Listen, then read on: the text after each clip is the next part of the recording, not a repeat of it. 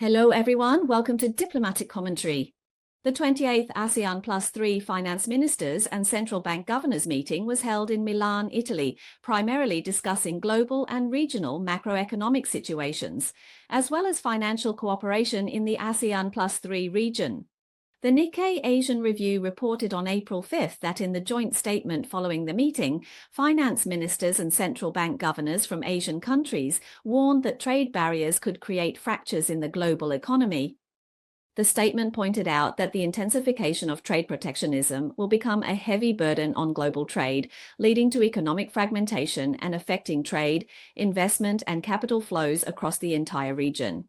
The Nikkei Asian Review noted that although the statement did not specifically name the United States early last month, President Trump announced new tariffs on almost all countries globally, imposing tariffs of 49% on Cambodia, 48% on Laos, and 46% on Vietnam, which are among the highest levels for all of the United States trading partners. Although President Trump has currently postponed the imposition of reciprocal tariffs on most countries for 90 days, the minimum baseline tariff of 10% remains in effect. If the reciprocal tariffs are actually implemented, it will deal a heavy blow to the Southeast Asian economies that rely on exports. The joint statement calls for increased regional solidarity and cooperation to address the growing uncertainties, as future uncertainties are on the rise. It states that our current policy focus is on enhancing long-term resilience while maintaining flexibility to address challenges such as the rise of protectionism and the unstable global financial situation.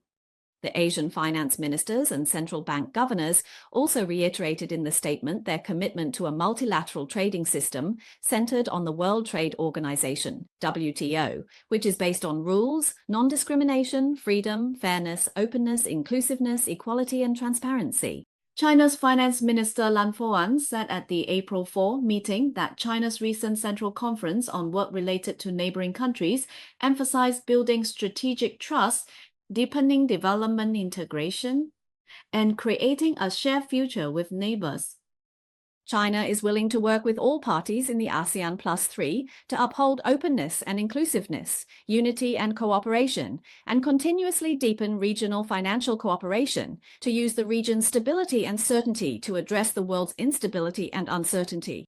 The meeting also formally agreed to expand the scope of the Chiang Mai Initiative multilateralization financing model, making it applicable not only to financial crises, but also to pandemics and natural disasters. In the year 2000, ASEAN member countries, together with China, Japan, and South Korea, established the Chiang Mai Initiative, a regional liquidity arrangement aimed at crisis relief and financial stability. According to the introduction, this plan arose from dissatisfaction with the IMF during the Asian financial crisis, and it has undergone multiple rounds of development and refinement. Nikkei Asian Review pointed out that participants in the April 4th meeting agreed to continue discussions on a reserve model similar to the IMF, considering making contributions before a crisis erupts to enhance the effectiveness of aid. This initiative brings together ASEAN member countries with Japan, China, and South Korea. The statement from the finance ministers and central bank governors meeting of China, Japan, South Korea, and ASEAN has attracted significant attention from the diplomatic community. Comments and analyses almost unanimously believe that although the statement does not mention the United States by name, it is essentially an implicit criticism of the tariff war initiated by Trump, which is seen as a rise in protectionism causing deep concern among Asian countries. Based on several observations, first, this meeting was co-chaired by officials from China and Malaysia, the rotating chair of ASEAN. In countering the US tariff war, China is the only major power in the world that dares to retaliate. Even though many Asian countries are pro-American, deep down they are dissatisfied with Trump's America First policy and do not mind China taking the lead. Additionally, the leaders of Malaysia, the rotating chair of ASEAN, have dared to express differing opinions on the US global strategy in recent years, so the statement from this meeting can be considered a natural outcome. Second, ASEAN's mechanism is more efficient than the EU's. Although there is the Philippines, which dares to act as the US's anti-China vanguard, individual countries do not have veto power. Third, it is worth noting Japan and South Korea. Although both countries are currently quite active in reaching trade agreements with the US, they have also turned around to issue statements with China that are clearly aimed at the US government. This shows that these two countries have adjusted their strategy of leaning entirely towards the US and are eager to cooperate more with China. Fourth, it is quite interesting that the ASEAN +3 ministerial meeting was held in Europe this time. The timing is due to the Asian Development Bank's annual meeting being held in Italy, where finance ministers and central bank governors from these Asian countries were present, so it was a normal arrangement to hold the meeting concurrently. However, I believe that there are special factors within this normalcy. On one hand, such ministerial meetings have traditionally been held in Asia, usually in the country holding the rotating presidency, and mostly before the leaders' meeting in the second half of the year. This time, I believe there was a sense of urgency, not wanting to wait until mid-year to convene. China and Malaysia made significant efforts to coordinate, leading to a consensus that they should speak out as soon as possible.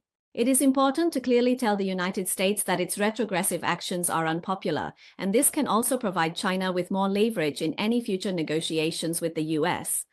On the other hand, there is also an indirect effect, telling Europe not to harbor illusions about the US anymore, and that Asia and China are more reliable. Before Trump officially announced the tariffs, the New York Times had already issued a warning in February that the tariff policy might lead Asian countries to unite and exclude the United States. The report's analysis pointed out that several Asian countries have the largest trade deficits with the United States. Trump's tariff plan, which overturns global trade rules, might harm Asia, but these countries will also compete for the changing supply chains and trade networks. Experts at the time believed that such an outcome could be a domino effect of trade protectionism, with countries turning inward and simultaneously raising tariffs. To counter the trade barriers from the United States, new regional alliances might emerge, ultimately reducing the importance of US trade in Asia. Albert Park, the chief economist of the Asian Development Bank, said that in Asia we are seeing supply chains becoming increasingly regionalized. Therefore, if the countries in this region keep trade and investment open with each other, it serves as a measure of security or protection. Park added that these countries are experiencing the fastest economic growth and account for a much larger share of the global economy than before. In the future, we will only see more focus on attracting investment to these markets because they are more stable. The Council on Foreign Relations also analyzed in a report on April 30th that Trump's unstable tariff policies might lead many Asian economies, which are already part of regional economic integration, to distance themselves from the United States and instead seek closer trade relations with China and the European Union. This could seriously affect the United States' defense relations in Asia, weaken America's hard power, cause strategic instability, and instead benefit China. In fact, Vietnam, the first ASEAN country to want to bow to Trump, not only had its private communications exposed by Trump disregarding diplomatic conventions. Even though the United States has now announced a 90-day delay in imposing additional tariffs to conduct negotiations, Vietnam remains one of the ASEAN countries most severely impacted. The New York Times published an article on May 4th stating that even with the 90-day grace period, Vietnamese workers are still living in confusion and fear. Several executives from Vietnamese factories have stated that the profit margins of the factories are thin, averaging only 5%. Currently, some factories are increasing production to complete shipments by the end of the grace period. But at the same time, some American clients have started canceling orders or delaying new ones, and some factories have already begun layoffs or hiring freezes. Speaking about the analysis regarding Trump possibly extending the tariff grace period, the owner of a Vietnamese factory said that if uncertainty continues, clients will choose other suppliers. Why would they wait another 90 days? What if the final result is not good after waiting? Nguyen Xuexing, aged 40, is a production line manager at a factory, earning a monthly salary of $577, responsible for producing shoes for global brands like Nike. In 2023, after her husband lost his job, she worked 2 shifts at the factory every Saturday and Sunday for over a year. She had no choice because she needed to support 4 children and keep them in school.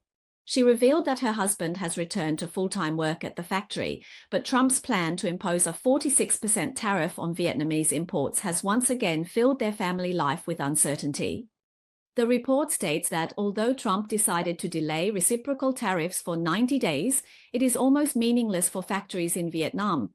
Over the past 15 years, Vietnam's manufacturing economy has grown rapidly, but now the uncertainty of tariffs has weakened Vietnam's economic growth, which relies on exports to the United States. Vietnam had previously extended an olive branch to the United States, expressing willingness to remove import tariffs on American goods. However, the United States seems indifferent to this. At the time, White House Senior Advisor for Trade and Manufacturing, Peter Navarro, claimed that Vietnam's proposal was insufficient for the United States to lift tariffs on Vietnam. The Economist magazine previously analyzed data showing that, excluding the pandemic period, Vietnam's economy had an average annual growth rate of about 7% over the past decade, with exports to the U.S. accounting for 30% of Vietnam's total exports and 27% of their nominal GDP. The high U.S. tariffs are roughly equivalent to cutting Vietnam's growth rate in half. Tran Nhu Tung is the chairman of a Vietnamese garment manufacturer and also the vice president of the Vietnam Textile and Apparel Association. He told the New York Times that for most factories, the final tariffs will far exceed 20%, and they will then face a breaking point. About half of Nike's footwear and 28% of its apparel are produced in Vietnam. Adidas relies on Vietnamese factories for 39% of its shoes and 19% of its apparel. According to calculations, the average tariff rate imposed by the US on Vietnamese footwear is 13.6%, and for apparel products it is 18.8%.